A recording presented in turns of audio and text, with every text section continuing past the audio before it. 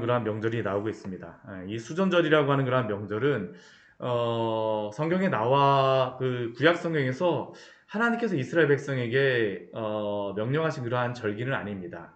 이 수전절은 예수님이 나시기 한 154년경 전 정도에 이게 만들어졌던 그러한 절기로 그렇게 오래되지 않은 그러한 절기입니다. 특별히 이 수전절에 그러한 있었던 그러한 역사적인 유래를 보자고 한다면 이것이 이 수리아 셀루쿠스 안티오쿠스 에피파네스라고 하는 그러한 왕이 예루살렘을 점령하고 나서 그 예루살렘 성전을 부정하게 만들었습니다. 제단을 다 치워버리고 그리고 또 그곳에 이방 제단을 세우고 성전을 더럽혔었는데 유다 마카비라고 하는 그러한 사람을 중심으로 예루살렘을 다시 회복하고 성전을 재봉헌한 것을 기념하여서 지켰던 절기가 바로 이 수전절이라고 하는 그러한 절기입니다. 그리고 이 수전절에 예수님께서는 성전 안 솔로몬 행각에 거닐고 계시다라고 말씀하십니다. 물론 이 수전절의 절기가 구약에 하나님이 말씀하신 그러한 절기는 아니지만 그러나 요한복음에 예수님이 이곳을 거니셨던 그러한 이유는 분명한 이유를 우리에게 보여줍니다. 왜 그럴까요? 참된 성전이신 예수께서 성전에 거니신다라는 것은 바로 성전을 회복하시는 분이 성전을 다시 세우시는 분이 누구신가라는 것을 이스라엘 백성들에게 유대인들에게 보여주시는 것이죠. 유다 마카비가 아니라 예수 그리스도가 바로 이 성전의 주인이심을 보여주십니다. 이제 이 수전절이 지나고 나면 한 3개월 정도 지나면 6월절이 와서 예수님이 이제 십자가에 달리실 때가 오게 되어지는데 선한 목자이신 예수 그리스도께서 이 성전에서 거니시는 그러한 것으로서 오늘 10장 22절의 말씀을 시작하고 있죠. 그런데 이렇게 예수님께서 이 성전에서 거닐고 계실 때에 유대인들이 예수님을 에워싸고 질문하기 시작합니다. 무엇이라고 질문합니까? 당신이 언제까지 우리의 마음을 의혹하게 하려 하나이까? 당신이 그리스도인지 아닌지 우리에게 분명히 밝혀주십시오. 말씀하여 주십시오라고 그들이 지금 예수님에게 질문하고 있습니다. 이들이 이렇게 질문하는 것은 예수님을 믿기 위하여서 질문하는 것일까요?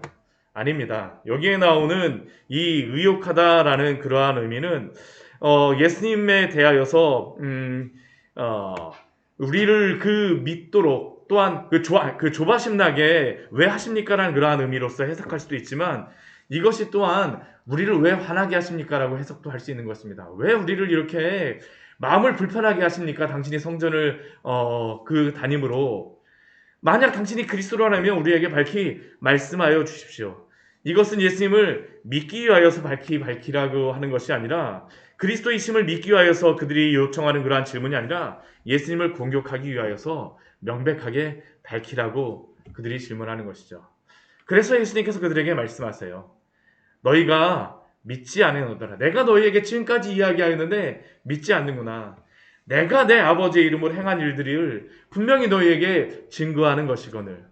유대인들은 분명히 이 오병이어의 그러한 표적 가운데에서 당신이 우리에게 표적을 보여주시게 되면 우리가 당신을 믿겠습니다라고 이야기하였었는데 예수님께서 표적을 보여주시고 또한 바로 앞에서는 그 맹인, 눈을 보지 못하는 그러한 맹인을 눈을 뜨게 하심으로 말미암아 자신이 누구인가를 분명히 보여주셨음에도 불구하고 그러한 표적과 증거가 있음에도 불구하고 믿지 않습니다. 밝히 말씀하소서. 말씀하시지 않으셔서 그러신 게 아니죠. 이미 예수님께서는 제자들에게도 사마리아 사람들에게도 맹인에게도 자신이 누군가를 밝히셨음에도 불구하고 그들이 믿지 않는 겁니다. 왜 그들이 믿지 않을까요? 우리 26절 말씀 보게 되면 그들이 예수님의 양이 아니기 때문에 내 양이 아님으로 믿지 아니한다라고 예수님께서 말씀하십니다. 내 양이 아니므로. 선한 목자이신 예수님의 양이 아니므로 예수님을 따르지 아니함으로 믿지 않는 것입니다. 그런다면 예수님의 양은 누굴까요? 우리 27절 말씀에 예수님께서 이렇게 말씀하세요. 내 양은 내 음성을 들으며 나는 그들을 알며 그들은 나를 따르느니라. 예수님의 양은 예수님을 사랑하며 예수님의 음성을 듣기를 좋아하고 예수님도 그들을 알고 또한 그들은 예수님을 날마다 따른다라는 것이죠. 그리고 그러한 양에게 주시는 그러한 선물이 무엇입니까? 우리 28절, 우리 29절, 30절 말씀에 보게 되면 참 우리에게 예수님이 선한 목자로서 그 앞에 말씀에서는 자신을 주시는 그러한 분이 자신의 생명을 주심으로 그 양을 구원하시는 분이 바로 선한 목자라고 말씀하셨는데 그 양을 위하여서 예수님이 어떻게 하시는가라는 것을 우리에게 또한 말씀하여 줍니다. 먼저 28절 말씀을 보면 예수님께서 그 양에게 나를 따르는 그러한 양에게 내 양에게 영생을 준다라고 말씀하시죠. 영원히 멸망하지 않는다라고 약속하여 주십니다. 그리고 그들을 예수님의 양은 예수님의 손에서 빼앗을 자가 아무도 없습니다. 아무도 예수님의 손에서 빼앗을 자가 없어요. 아무리 세상이 빼앗으려 할지라도 빼앗을 수가 없습니다. 왜 빼앗을 수 없습니까? 우리 29절 말씀에 보게 되면 이렇게 말씀하세요. 우리 29절 말씀 같이 한번 읽어보도록 하겠습니다. 그들을 주신 내 아버지는 만물보다 크심에 아무도 아버지 손에서 빼앗을 수 없느니라. 우리 28절 말씀에서는 내 손에서 빼앗을 자가 없다라고 말씀하시는데 29절 말씀에서는 만물보다 크신 하나님께서 예수님께 주셨기 때문에 또한 그 만물보다 크신 그 하나님께서 그 내 양을 하나님의 능하신 손으로 붙잡아 주시고 지켜주신다라고 약속하여 주십니다. 우리 28절과 29절 말씀 보게 되면 놀라운 그러한 약속의 그러한 말씀이요. 또한 놀라운 그러한 진리를 우리에게 보여줍니다. 내 양은 예수님의 손 안에 있는 그러한 양이고 예수님이 지켜주시는 그러한 양이고 또한 내 양은 하나님의 능하신 손으로 또한 지켜주는 그러한 양이라는 겁니다. 그렇기 때문에 그 생명을 누구도 빼앗아 갈 수 없다라고 예수님께서 말씀하시죠. 성부 하나님과 성자 예수님의 손이 당신의 택하신 백성의 영혼을 잃어버리지 않고 영원한 생명을 주시겠다라고 약속하여 줍니다. 우리는 때때로 이 세상에서 버림받은 것 같은 그러한 상황을 만나기도 합니다. 마음의 그러한 외로움 가운데에 아무도 나를 이해할 수 없다라고 생각하는 그러한 상황 가운데에 나만 홀로 있다라고 생각하는 그러한 상황 가운데에 나만 혼자 있구나. 또한 여러 가지 어려움과 고난 가운데에서 나를 도와주는 사람이 아무도 없구나. 낙심할 때도 있습니다. 때로는 우리가 그렇게 믿었던 그러한 사람이 우리를 배신하기도 합니다. 어떻게 나에게 이러한 일을 할 수가 있지? 그리고 또한 이 코로나의 때에 예수님을 믿는 그러한 성도도 생명을 잃는 그러한 경우를 우리는 듣기도 하죠. 생명을 잃을 수도 있습니다. 그러나 분명한 것은 우리 하나님 아버지의 손과 주 예수 그리스도의 손이 어떠한 순간에서도 어떠한 어려움 가운데에서도 우리를 붙들어 주셔서 우리에게 그 영원한 생명으로 우리를 지키시고 우리에게 주시는 줄 믿습니다. 이것이 얼마나 우리에게 위로가 되어지는 그러한 말씀입니까?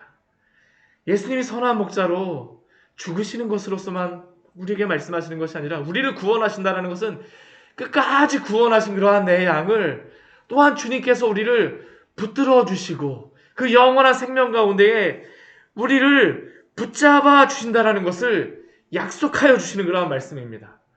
우리 30절 말씀해 보게 되면 이렇게 예수님께서 말씀하시죠. 우리 30절 말씀 우리 또 같이 한번 읽어볼까요? 나와 아버지는 하나입니다. 우리 뒤에 말씀해 보게 되면 이 말씀 때문에 예수님께서 나와 아버지는 하나이라는 이 말씀, 예수님이 신성이 계시다라는 것을 말씀하신 것 때문에 유대인들이 돌로 치려고 합니다. 그러나 예수님이 이것에서 분명히 예수님이 나와 아버지는 하나이시라는 그런 말씀을 통하여서 예수님이 하나님의 아들이시오 신성이 있다라는 것을 말씀하여 주신 것을 우리에게 알려주는 것이지만 또한 이 말씀 가운데 중요한 의미가 무엇입니까? 나와 아버지는 하나이니라. 성부 하나님과 성자 예수님께서 하나 되신 그 분께서 그 능하신 손으로 우리를 붙잡으시고 우리를 인도하여 주신다라는 것입니다. 나와 아버지는 하나이니라. 그 하나님께서 당신의 자녀들, 당신의 양을 끝까지 붙잡고 계시다라는 것, 그 능하신 손으로 그 인도하여 주신다는 것, 영원한 생명을 주시겠다라는 것이 하나이다라는 것을 우리에게 약속하여 줍니다. 얼마나 우리에게 위로가 되어주는 말씀입니까? 성도의 구원과 확실성에 대하여서 이것보다 더 분명한 말씀이 어디 있겠습니까? 그렇기에 어떠한 순간, 어떠한 어려움 속에서도 주님의 손을 의지하며 주님을 믿으십시오. 그를 믿고 의지하는 자를 주님이 오늘도 붙들어 주시는 줄 믿습니다. 어떠한 것도 그 성도를 무너뜨릴 수가 없어요. 오히려 우리의 마음에 있는 여러 가지 생각들이 우리를 넘어뜨리려고 할 때 나와 아버지는 하나이니라. 주님이 우리를 붙들어 주신다는 이 말씀을 붙드십시오. 그러나 이 말씀이 유대인들에게는 어떻습니까? 오히려 걸림이 되죠.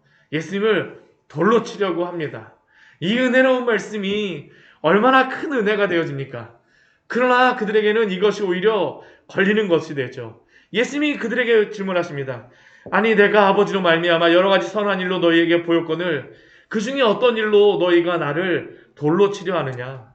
그들이 무엇이라고 대답할까요? 신성모독으로 인함이니 내가 사람이 되어 자칭 하나님이라 함이로라. 이 앞에 있는 30절 말씀 때문에 예수님을 돌로 치려 하는 것입니다. 신성모독 때문이라고 하죠. 사실은 이것이 얼마나 우리에게 위로가 되어지는 말씀입니까? 예수님이 행한 일 때문에 이들이 돌로 치려고 할까요? 아니요. 예수님이 주시고자 하는 그 은혜 때문에 이들은 예수님을 미워하는 것입니다. 왜 예수님에 대하여서 이렇게 미워하고 예수님을 이렇게 그 돌로 치려고 할까요? 죄인인 인간은 본성적으로 하나님을 접하게 되면 그 거룩하심을 접하게 되면 그 마음속에 미워하는 마음이 일어나기 때문입니다. 세상 가운데에 많은 사람들이 복음의 진리를 미워하는 그러한 이유도 바로 이러한 때문입니다. 거룩하고 신령할수록 오히려 그 마음속에 적개심이 일어나곤 합니다. 그들에게 적개심을 일으키는 것은 본질적으로 하나님의 은혜이죠. 예수님을 믿기만 하면 구원을 받고 영생을 얻는다는 이 복음이 그들에게는 그 미움을 일으키는 그러한 이유입니다. 그러나 그들에게 예수님께서 무엇이라고 말씀하십니까? 예수님께서 그들에게 다른 것을 가지고 말씀하지 않으세요. 성경 말씀 가지고 이야기하시죠. 우리 34절 말씀해 보게 되면 그들이 날마다 있는 그러한 말씀 가운데 한 구절입니다. 내가 너희를 신이라 하였노라 하지 아니하였느냐. 너희 율법에 기록된 것에 내가 너희를 신이라 하였노라 하지 아니하였느냐.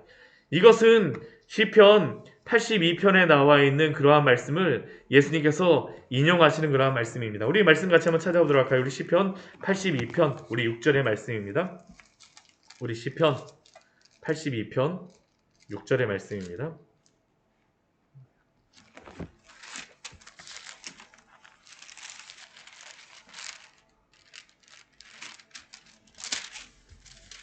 같이 읽겠습니다. 내가 말하기를 너희는 신들이며 다 지존자의 아들들이라 하였으나. 여기에 내가 말하기를 너희는 신들이며 다 지존자의 아들들이라 하는 이 너희는 누구냐 하면 이 이스라엘을 다스린 그런 왕들과 재판장들입니다. 이들을 신들이라라고 그 이스라엘 백성들은 말하고 이 시편에서 말씀하였습니다. 이들에게는 이것이 전혀 문제가 되어지지 않았어요. 왜냐하면 하나님의 말씀을 가지고 재판하는 재판장들과 그러한 왕들을 하나님이 세우셨다라고 그들은 믿었기 때문입니다. 그래서 하나님의 그 신들이라고 불리며 또한 하나님의 아들들이라 불리는 것에 대하여서 아무런 문제가 없었습니다. 그런데 참된 하나님의 아들이신, 하나님이 거룩하게 하셔서 이 세상에 보내신 예수님에 대하여서 왜 자신을 하나님의 아들이라고 하는 것에 대해서 왜 신성모독하느냐라고 예수님께서 오늘 10장 36절 말씀 보게 되면 질문하고 계시죠. 예수님께서 그들에게 다시 한번 말씀하십니다. 내가 행하거든 나를 믿지 아니할지라도 그 일은 믿으라. 오늘도 예수님께서는 이 유대인들에게 예수님을 믿을 것을 말씀하세요. 예수님을 믿고 돌아오는 그러한 사람에게는 오늘 우리에게 예수님께서 약속해 주시는 것이 무엇입니까? 선한 목자이신 예수님께서 내 양을 끝까지 붙잡아 주시고 영생을 주시고 또한 하나님께서, 능하신 하나님께서 예수님과 함께 그 내 양을 지키시고 보호하신다라는 것을 이 유대인들에게도 말씀하시는 것입니다. 결국 이 말씀은 유대인들에게 시험으로 주는 말씀이 아니라 믿으라라고 말씀하시는 것이죠. 그리고 이 일이 있고 난 후에 예수님께서는 우리 42절 말씀을 보게 되면, 이제 그 40절 이후의 말씀을 보게 되면 이들을 피하여서 다시 이제 그 요한이 세례 베풀던 곳 요단강으로 가셔서 머물게 되십니다. 그리고 그곳에서 많은 사람들이 예수님을 믿었다라고 말씀하십니다. 이제 한 3개월 정도 이 요단강 주변에서 예수님께서 사람들을 만나시고 이제 삭개오도 만나시고 이제 우리가 요한복음 이제 내일 보게 되겠지만 11장에서 보게 되겠지만 죽은 나사로도 살리시는 일들을 행하시는 것입니다. 예수님을 직접 보았음에도 불구하고 예수님의 말씀을 들었음에도 불구하고 믿지 못하는 이러한 사람들. 그러나 오늘도 주님께서 말씀하십니다. 주님을 믿는 자에게 오늘도 영원한 생명을 주시겠다라고 약속하신 이 말씀을 믿고 또한 이 말씀에 거하며 이 말씀을 잘 알지 못하는 사람들에게 또한 우리에게 전하라라고 말씀하신 것 아닙니까? 낙심하지 말고 또한 이 복음을 전할 때에 주님의 그 귀한 일들을 이루실 것들을 주님께서 이루실 것들을 믿고 또한 살아가시기를 축원합니다. 같이 기도하도록 하겠습니다. 하나님 아버지, 오늘 말씀을 우리에게